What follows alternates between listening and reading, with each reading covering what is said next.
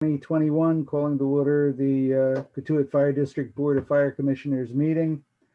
Roll call, Commissioner Pisano present, Commissioner Conley, Commissioner Zace, and Chief and Deputy Chief are also present, so let's roll.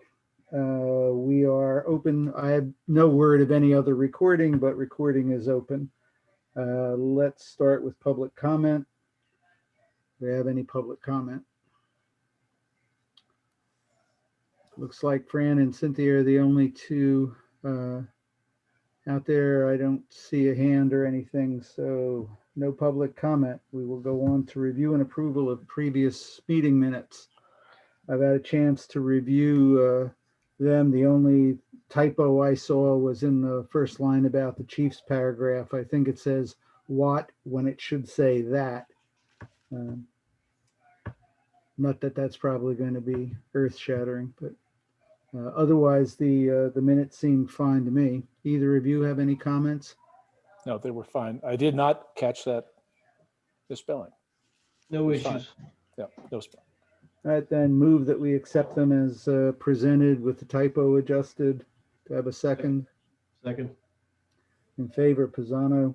Conley, Zace, Moving right along. Chief's report. Month of January, we had 75 total responses, 2 fires, one of which was the Trout Brook Road fire we already talked about last month, and the other was a fire in Centerville on Flying Hill Road, I think. Shoot Flying Hill, yeah. Yeah, so I went direct to the scene to assist, and our engine covered the Centerville station, but it was a Centerville call, but it comes up as a fire for us as well. Okay. The other one, this is 40 medicals, 2 hazardous conditions, which I think were both wires down, and 13 service good intent or false alarm calls. PPE is good supply. COVID update. We're currently, as everybody's noticed, the numbers, COVID numbers across nationally, I think in the state, are coming down, which is a good thing. We're no longer posting exact numbers on the Cotuit Facebook page. The information we're getting wasn't reliable enough for us to take confidence in the data, so it wasn't something we could confidently share. So that's where we are on that.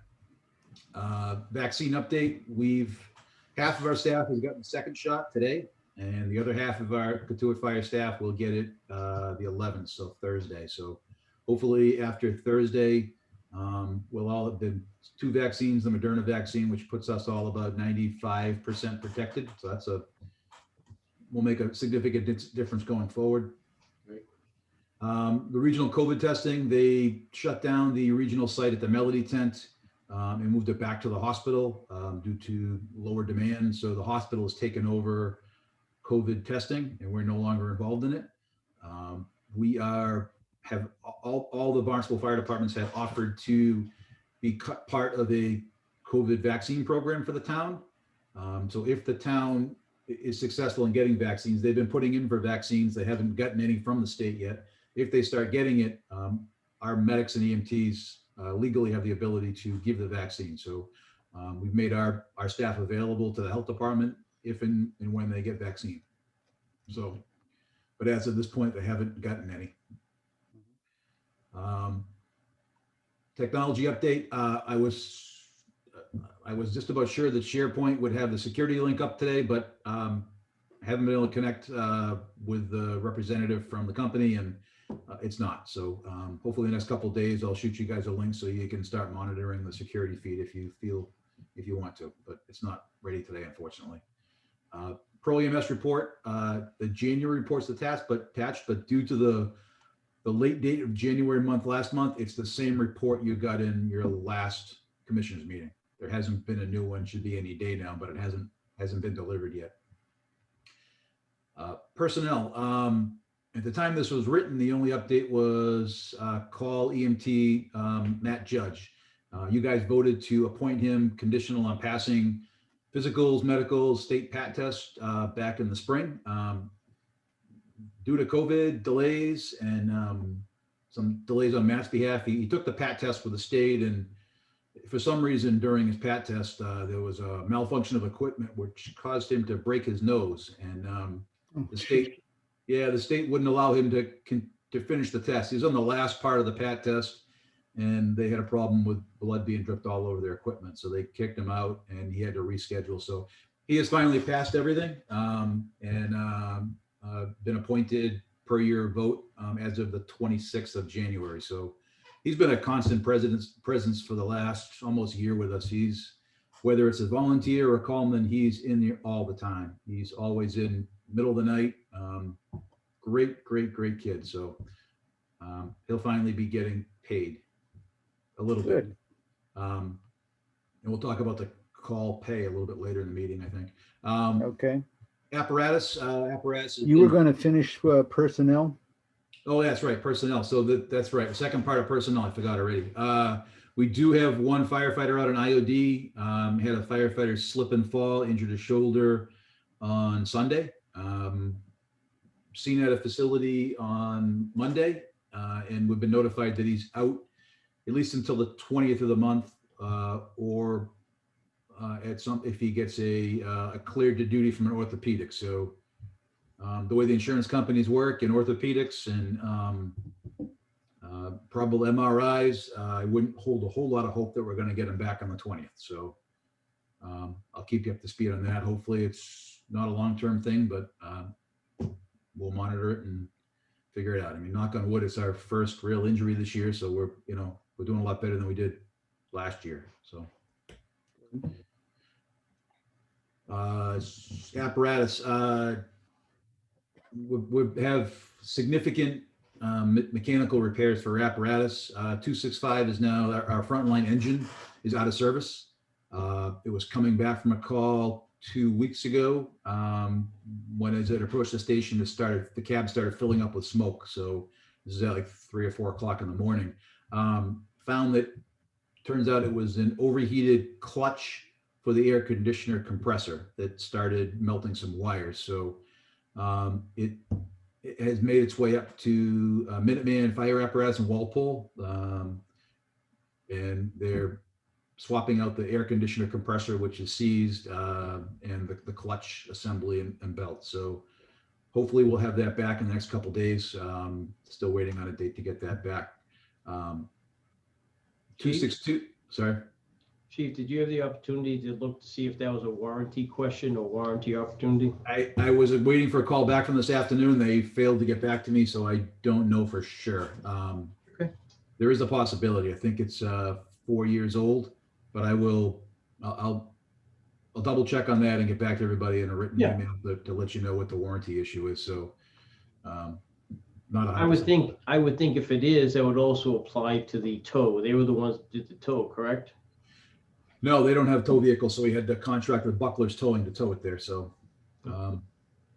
it's unfortunate. It's just I reached out to Barnstable Fire, Sandwich Fire. We've been working with Com Fire, trying to find other fire department, fire engine mechanics in the area that might have capacity to take on some of our repair responsibilities, and found that they have all the same problems. Some of them have their own mechanics on staff, but even with a mechanic on staff, it seems as though their mechanical needs outstrip their ability to provide them. So it's some of the bigger departments, Yarmouth Fire has the same problem. They beg and plead to see where they can get mechanics to work on their equipment. So I don't have a real solution. I got some names of some other mobile mechanic operations that the deputy and I will reach out to and see if we can find a better solution at more reasonable rates. But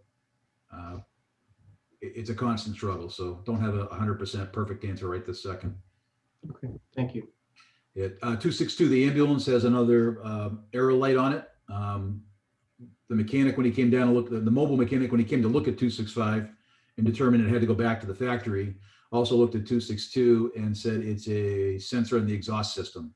The exhaust system we just spent, I think, $15,000 repairing. So that hopefully will be a warranty issue with our repair we just did on it. So that's going up to SAV, the international dealer in Wareham, on Thursday. So that should be a quick fix and back in service. It'll hopefully be out no more than a day. Do we have coverage? I don't have a spare ambulance. So we last time we got one from the distributor, to get it, we had to actually retitle it in our name. And it was a fairly extensive process for a 24-hour period. They're not going to give us and go through the titling complication. The neighboring departments have ambulances for us to borrow, but none of them fit in our station. So we're kind of out of luck there too. So So we'll be relying on mutual aid for the we'll be day. relying on mostly calm mutual aid for the Thursday day for ambulance calls. So Okay. we're working on a better solution for that. Just haven't got there yet. As a result, we'll talk about budget, but our budget for our vehicles is, I think it's actually negative. It's exhausted. So we're just over halfway through the year and we've used the entire budget. So it's just been, it's been one of those years. On Monday, the ambulance had a problem with the inverter on it that produces 110 volts for charging our portable equipment. And we found that needs to repair too. So we had to take the inverter out, ship it back to Ohio, which is going to be another $500+ to repair the inverter on it. So it's just one after the other. The two tires. So we blew a tire on my car and a tire on the trailer for the boat, both of which had to get replaced. So it's been a rough month, rough 6 months for vehicles. So it just kind of random. It is what it is. It's been one of those bad years. Yep. Facilities, the exterior, interior door slabs have been replaced. They're in place and operational. The renovations, partitions to the interior offices will start, anticipated start Monday. So next Monday they should start. Hey, Chief, going back to the doors for a second, I just wanted to thank you. I appreciate you following through on that, getting that done. So that means all the locks have been done and all the doors have been done. So we're good to go across the board, correct? Yeah, every door's got a brand new combination lock. It's a security lock on it. So it's same manufacturer lock that we had, just a newer version of it. The other one's about 30 years old and just gotten worn out. So every one of the doors has a combination with the same combination to access the building. Okay, how about the interior doors? That was part of some of the conversation, right? It was. So they also replaced 2 interior door slabs, and then they took the rest of the doors and basically either retrim them, tune them up, change the hardware so that they all work properly now. Okay, great. Thank you very much. Appreciate you. So I think that took about a week and a half. We had a finished carpenter in there working at the station, so those are complete. Facilities needs analysis. I guess we're going to talk about that a little later on. Right. And the only other thing I had for mine was call firefighter, but we're going to talk about that later too in our new business. So that's all I got. Okay. Adam, do you have any update from policy advisory? Can everyone hear me? Yeah. Yes. Nice So chimney, by the way. This is my friend's house out in Yellowstone Club. Yeah, it's really nice.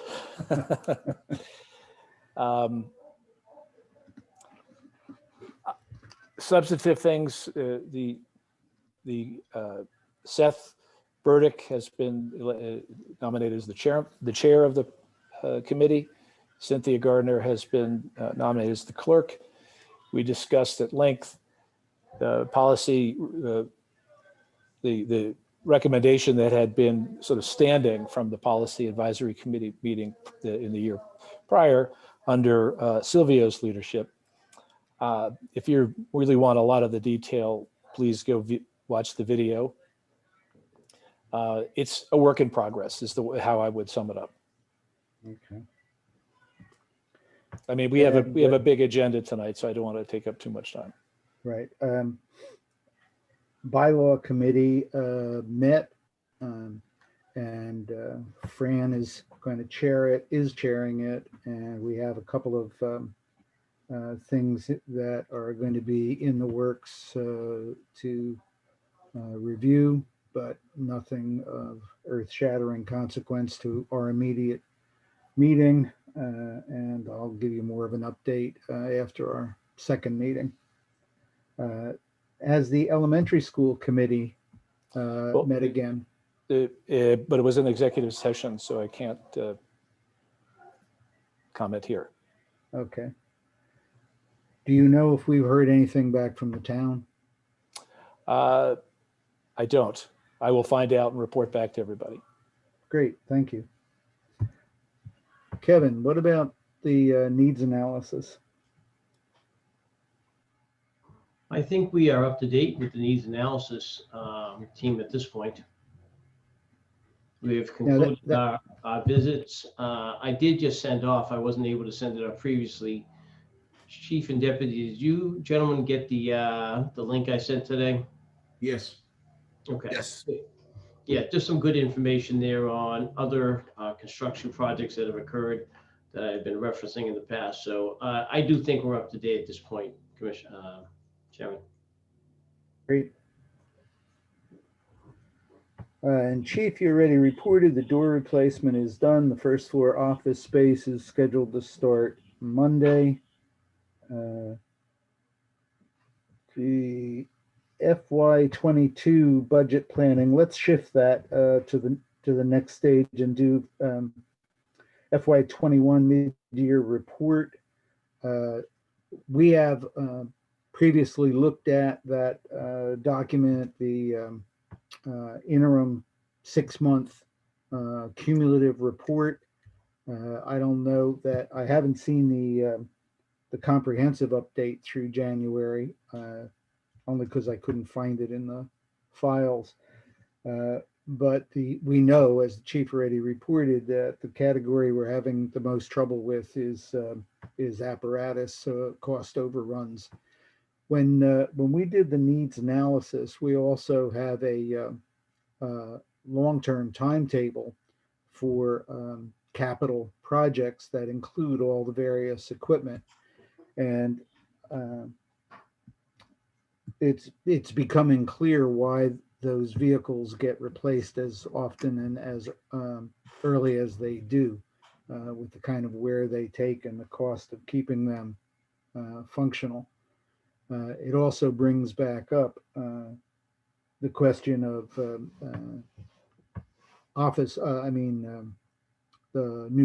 a new structure, because as Chief mentioned, loaner ambulances aren't available when they don't fit in our building. But were there any other, I'm inviting any other comments about the mid-year report to Prudential, because we can stand on the report that we sent through December, the 6-month report. Rick, do you want it on the screen? Do you want me to share the screen with the budget? Yeah, that'd be great. Did that work? There it is. That's the It's the operations budget. right. And this is not mid-year, so this is as of today. That's real time.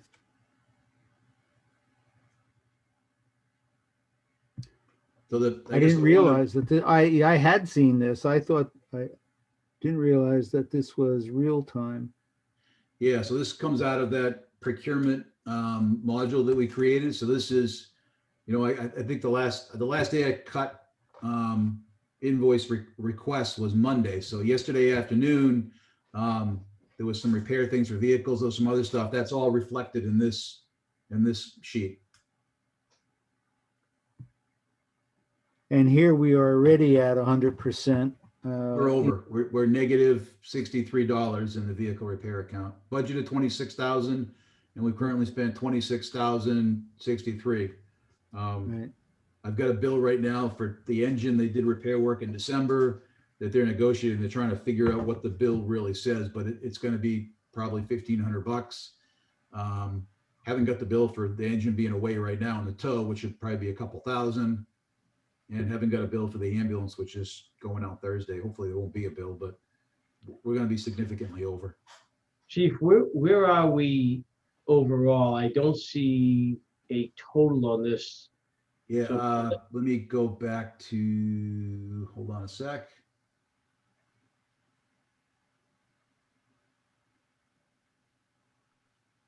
That's it. Yeah, this is the pages that worked.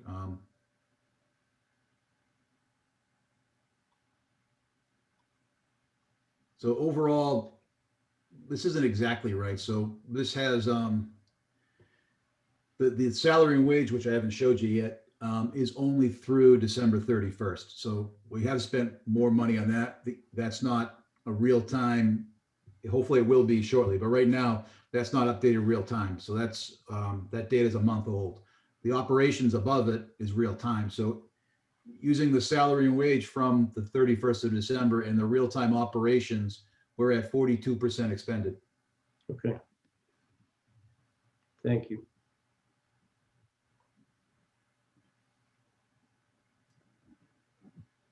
All right, if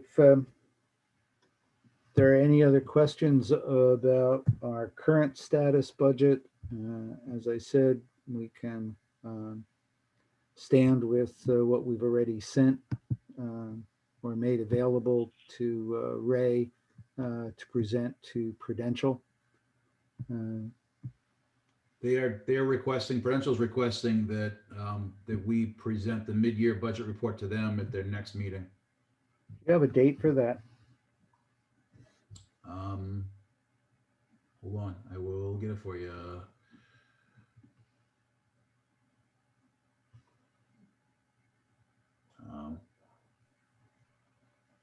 Fran, you're muted, Fran.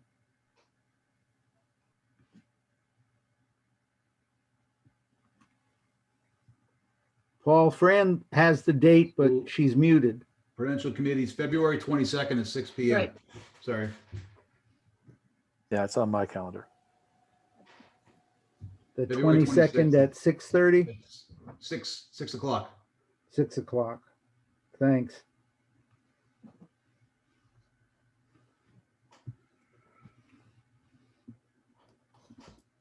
All right. So are we all good with presenting the material as reviewed so far for that? I'm good. Yes. Okay. Then let's go ahead, fiscal 22 budget planning. Thoughts or comments to start?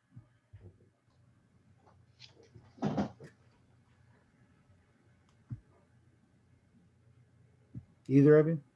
I don't have any at this stage. Kevin? No, sir. I would agree, not at this stage. My own thinking about it is that I think that we will need to have a discussion before we present to review those capital expenditure schedules for equipment in light of all this expenditure to see whether we can stick to the timetable that was outlined in Right. terms of equipment. And particularly, I'm thinking about the ambulance with the Right. expenses that we've been incurring. But even with the new engine, when we get it back and we find out, is this in fact now going to be good to go again, or are we going to start with a cascade of downstream complications? We need to give some thought to how soon we may have to accelerate that capital expenditure budget. So I think for equipment. that's obviously a good conversation to have. A couple quick thoughts there. The apparatus useful life, Chief, is typically how long? We're looking at ambulances at 8 years, service vehicles at 6 years. I think the brush breakers engines are 25 years. Okay, so we're 4 years into a 25-year engine life. So that'd be very disconcerting if somehow we have to start thinking about that, at least in my opinion. As far as the ambulance itself goes, we're probably in year 5 anyways, aren't we, Chief? I think the ambulance, I think it's further than that. I think it's scheduled replacement next fiscal year. So a year from now, we're gonna start talking about it. Okay. So Um, yeah, so it does seem like it would be more logical that that's the one that we have to be most, hopefully we'll have to be most concerned with. But just to get a point of reference, it's beyond my comprehension that after 4 years, we'd have to start being concerned about replacing an engine, but we'll have to see how it plays out. Right. All right. In terms of budget planning, probably the least difficult part of it is the salary and wages. We have contracts in Right. hand. We know what the cost is going to be. We know what all the accoutrements and side costs are going to be. That's a pretty straightforward projection.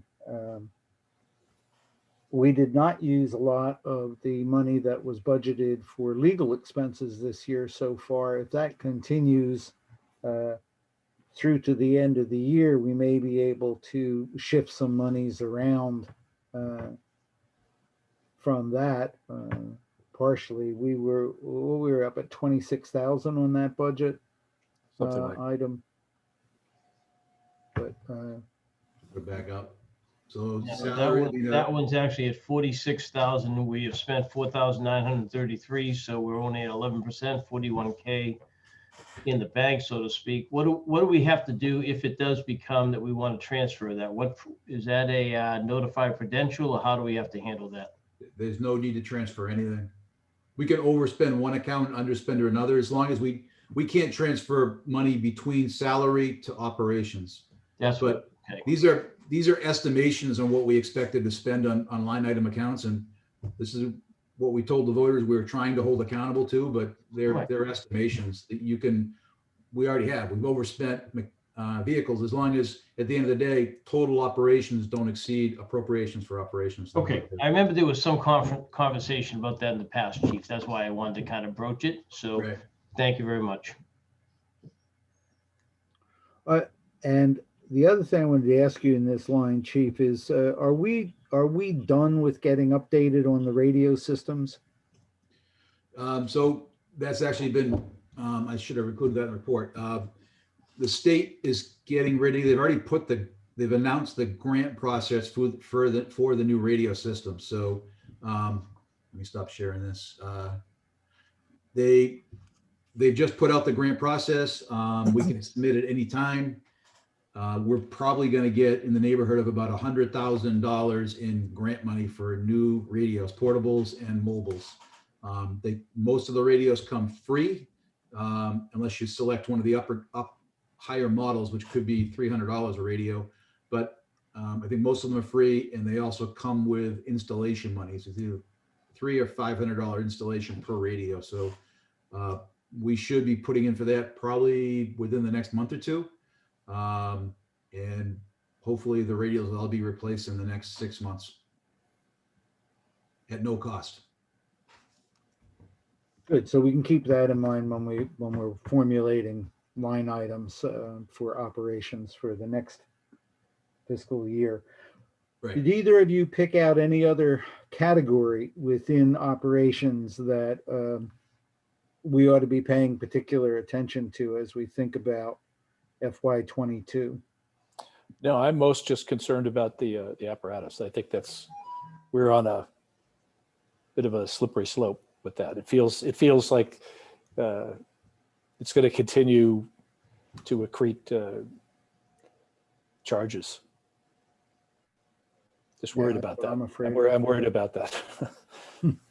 Our primary problem has been the ambulance. That's been the one that's really been. Yeah, I mean, and that's that's sort of like the center of our universe, if you will. We've been told by all the other mechanics and manufacturers that we got the worst possible ambulance we could have gotten.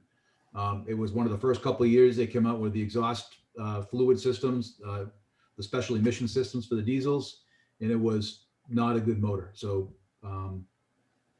we kind of got a lemon, and hopefully in another year and a half we'll be looking at a new one, and that'll take that off the table for us. And hopefully we've got most of the repairs done, and we're not going to be looking at much more for the next year and a half. But that's just a hope. Mm-hmm. And I take it that there will be no secondhand market, so to speak. It's not going to be worth anything at the end of its life. They seldom are worth anything. They're worth at the most usually $5,000 for a trade-in. So they cost close to 300,000, and the trade-in value on them usually is about, $5,000 to $10,000. So it's not very high. On a good note, we have been talking to other departments and mechanics about the possibility of, instead of getting a large diesel, getting a truck chassis gas model. They cost less, and the emission systems are much less prone to It's like a repairs. Ford Transit kind of thing. It's like a Ford F450. So actually they come four-wheel drive. So we get some benefits we don't have for the current ambulance. We get a four-wheel drive, but it's also a truck chassis. So you can get it repaired on Cape. It's just a Ford pickup truck. So you can bring it to the Ford garage to get maintenance done to it. So maintenance is easier. The cost is lower. What are the dimensions, the issues with fitting it into the house? The newer ones are coming lower, so they'll fit. Yeah, they'll fit into what we have too. So that's the other positive. And they're still, you're projecting 300 grand for those?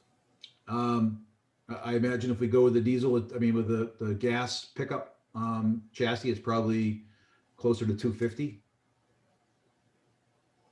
But I haven't bought an ambulance in a couple of years, so I don't know for sure. The last time I got one 4 years ago, and it was $279,000, I think. So I'm not sure what they are now. Well, Okay. I think this is the biggest issue or this is a really big issue for us. All right, well, if we present last year's, the updated FY21 to Prudential at the 22nd, it'll be later in March when we have to present our budget for FY22. So I do want to take FY21 off the agenda for our next meeting and make FY22 budget a major item for our next agenda. Okay. So take the time to go through any ideas, suggestions, concerns, questions. Let's make sure that we can pretty much wrap it in our next meeting in March, so we're prepared to take a budget to Prudential later that month. Okay. Noted. Just a note on the budget sheet on the operations. There's a fire station repairs 1 or fire station repairs, and there's a fire station repairs 2. I guess the treasurer, because of the different fiscal years and some of the funding mechanisms, ended up coming with 2 account numbers. We were funded $100,000 for station renovations period. So both of those accounts are coming out of the 100,000. So we spent about, looks like we spent about $8,000. $11,000 now. And I anticipate us returning a large portion of that money, probably by the May district meeting. Cool. Great. Has there been any talk with Prudential about office space on the first floor? No.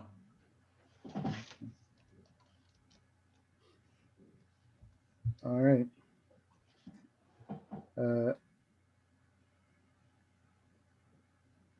Call firefighter compensation. You wanted to come back to that, Chief? Yeah, the deputy's going to take that. So I think the last wage rate we had in the for starting call firefighters, I think Dep was at $12 an hour or something like that, or less. It's below the minimum wage, so we had to upgrade it to the minimum wage, and the deputy has got recommendations for you. Yeah, ours was on a base system upon certifications. So I called around. What's possible does a pay per call system where you only get paid if you respond to a call, and you get paid a certain rate for details and a certain rate for drills. It's not a whole lot of money. I think it's $28 a call. And if you do a 5-hour shift, you get paid $68. Talked to Brewster, which has probably one of the second largest call departments on the Cape. and they do a system where it's an hourly rate like we used to do.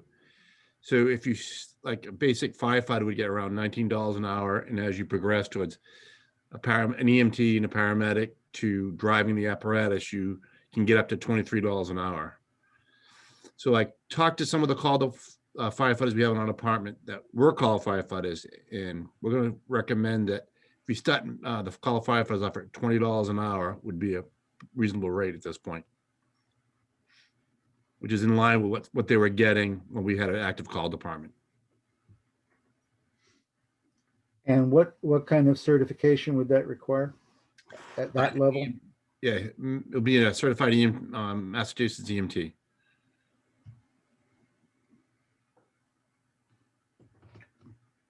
Are you And any would Judge forecasting? qualify for that? I'm sorry, couldn't. But I stepped on somebody because No, you and I were talking at the same time, Rick. Go ahead. I was just wondering if Judge would qualify for that already. Yes, yep. He's EMT and he's probably a third of the way through the paramedic class now. And he is here quite a bit. I mean, just about every call he is here.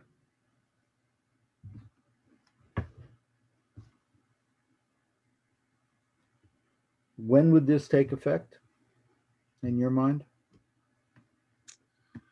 I guess it had to be approved from you guys, and then Right, but I mean, what are you asking for? Effective when? let's say right now, March 1st. Chief, within the payroll, what did we have allotted? I don't have the sheet right in front of me. In FY Don't have a line 21, item for call firefighters anymore. There's a line item for, let me pull it up in front of me. Salary budget.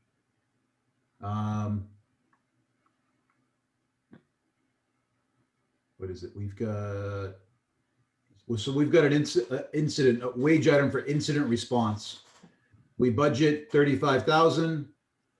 We've spent 14, we spent 43% as of halfway through the year.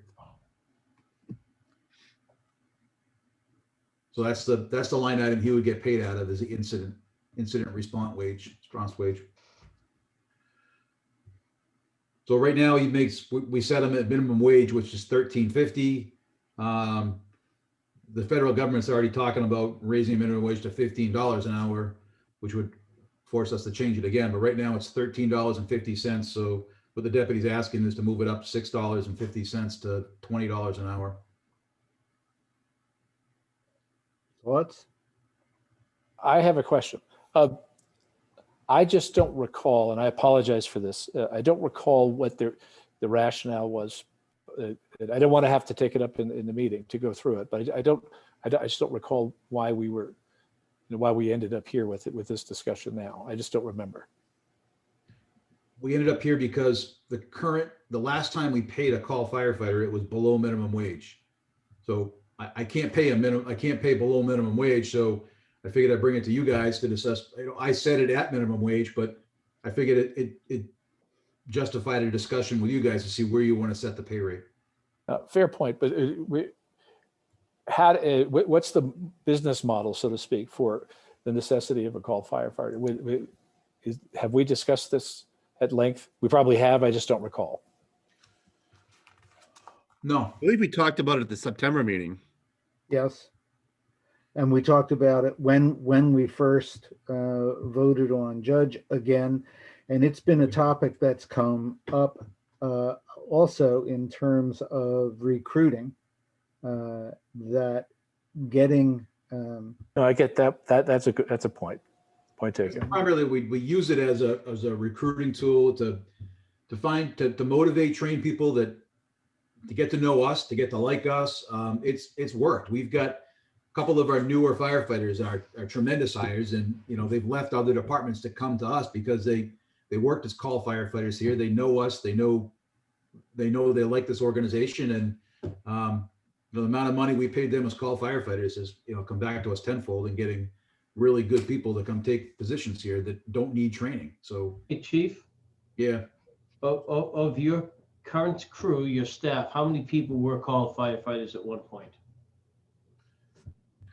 I want to In say Cotuit or just in general? 9, including the chief and I. Either way. So there's a That's large 9 out of 14. 9 out of 14, right? So that's big numbers. To your point, Rick, right? It's a very useful tool. It's worked out phenomenal for us, in my opinion.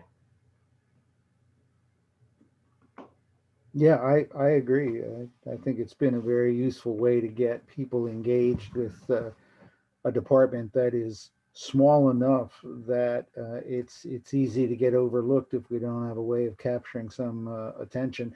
It's not just about the money either. The chief and the deputy chief have both been very welcoming and engaged when we get interns, and that has also led to follow-up interest and pull people into the call program in the past.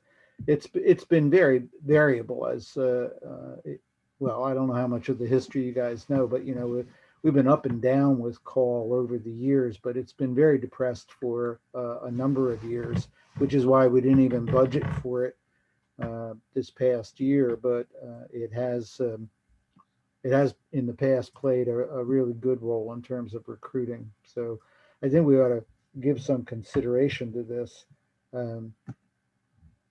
So if we have no budget, how would we account for this? We Well, pay out of the incident response. So they're paid, call firefighters are paid per incident. We've got an account for incident response. We just pay out of that.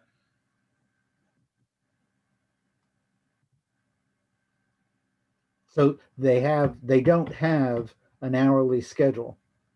They It's don't. They about- only get paid if they go on a call or if they come in to cover the station when someone else is on call. So Matt Judge regularly spends many shifts. He'll just come in and do his homework for a paramedic class or spend the day. And when he's there, he's cleaning floors, he's working on trucks. And if he happens to get a call, now we will pay him for the couple hours that he was on the call. So, and like I said, he's constantly coming in. He's the one, him and Christian Gardner are the ones that are back all the time. They're very dependable, hardworking. They're just there 24/7. So Joe, your proposal is aimed at making it a little bit more financially attractive for them to stay engaged in the call role, right? Correct. Yeah. I mean, he's got a lot going on with being in paramedic class, and he's always here, no matter what time of day. I mean, he had the fire in Centerville last week, and I think we got the call around 3:30, and he came in. So Adam, to your question, it's not that we would be paying him for all those hours. He would get paid if Wally's here, and or if he comes in response to a call. Right now he's getting $13.50. The deputy is proposing raising that to 20. Just for reference, a starting firefighter on an hourly wage, not overtime, on an hourly wage for a starting firefighter is almost $26 an hour for an EMT firefighter. So it's. I get the idea of incentivizing people to want to join potentially in the future and so forth. Do we just have any idea of what the amount of time we would actually incur a cost?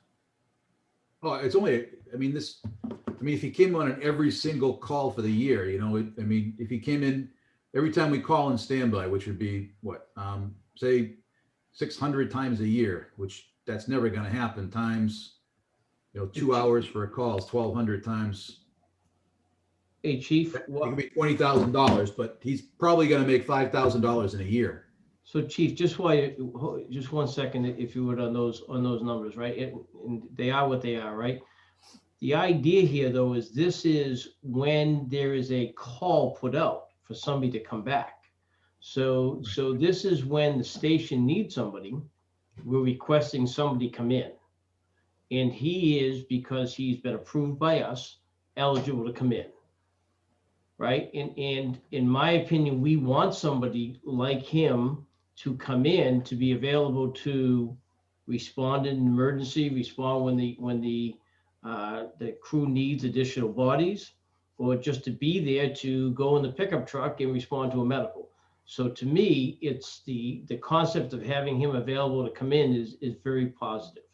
And if that means, rather than paying him $13.50 an hour, which is a very low rate in my opinion, $6.50 more per hour for him to come in, I think it's a very good idea. I tend to think of in terms of what problem are we solving? And if you're saying that this solves the problem of our current staff not coming back for calls, then I get that as a problem, as opposed to we have a problem because we don't have enough staff to answer the calls that we do have. So that's where I was just coming from. I'm just trying to figure out what problem we're solving here.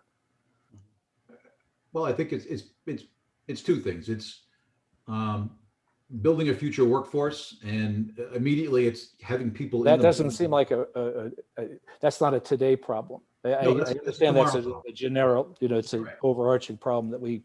But a today problem is people aren't coming back at night. They're not coming back during the summer. So many times at 3 o'clock in the morning, or summer days, it's the deputy and and Matt Judge, or the Matt Judge and myself, or we're the ones covering for that second call. He's helping solve that problem. And for $20, I get that. That's good ideas are great, but we have to be very, very, I think, specific, especially with the public. This is a problem we're solving, and this is how we're doing it. Not, hey, we think it's a great idea. All due respect, Kev. I mean, it is a good idea, but that's our jobs are to try to figure out how to spend the money wisely. So I wasn't arbitrarily just saying, oh, it's a good idea, let's do it. What I was saying is I want to be able to put the best people behind a wheel or in front of somebody, a resident of the village, when there's an emergency. And the way you do that is you provide somebody with, this option, perhaps. Agreed. Right? So I would rather he stay with us for an extra $6.50 an hour than him say, based on where I'm at, I need to go look somewhere else, guys, to find employment. Right. So if we can leverage him at that rate, I think it's a very positive thing, because I think it provides what we're supposed to provide, which is a service to the village.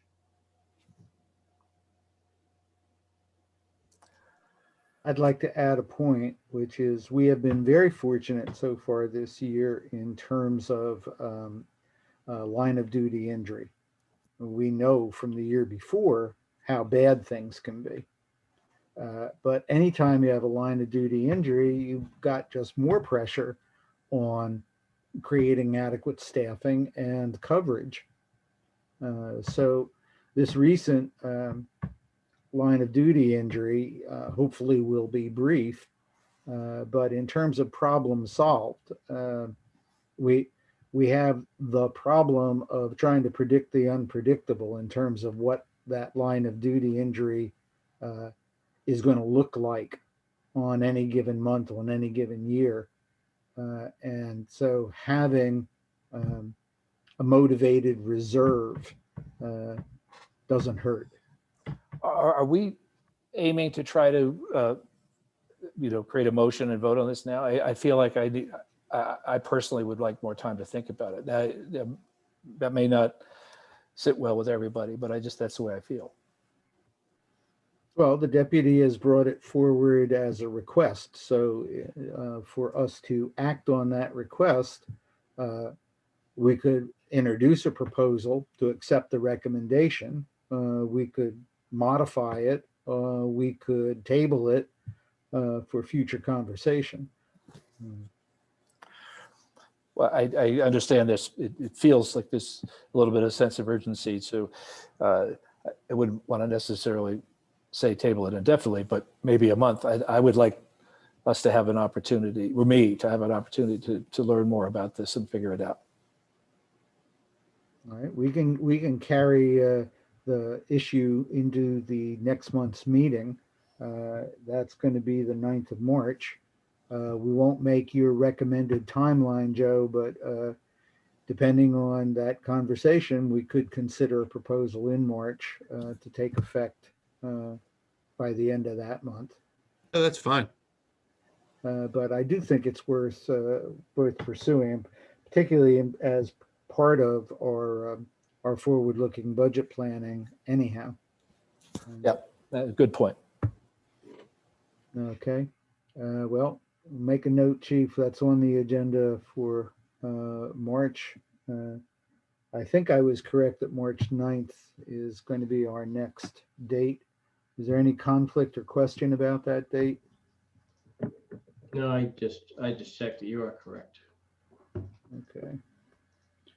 Then I would entertain a motion to adjourn if there's nothing else. So moved. Second. In favor? Pisano? Conley? Zace, Thank you all very much. Meeting's Okay. adjourned. thanks. Thank you. Thanks, Thank you, guys. Chief. Thank you, Joe. Thanks, Chief.